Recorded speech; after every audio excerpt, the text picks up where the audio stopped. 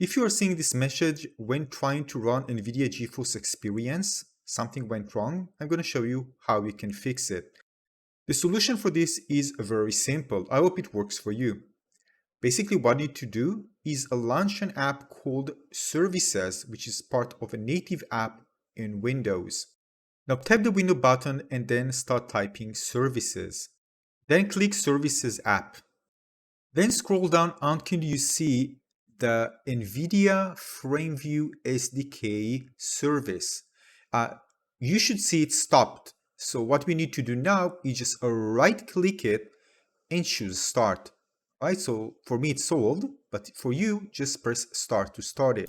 That's it. Now you'll be able to launch GeForce Experience, and I hope this one works for you as it worked for me. If you have any question, let me know in the comment section below. If you find another alternative solution, again, let us know in the comment section below.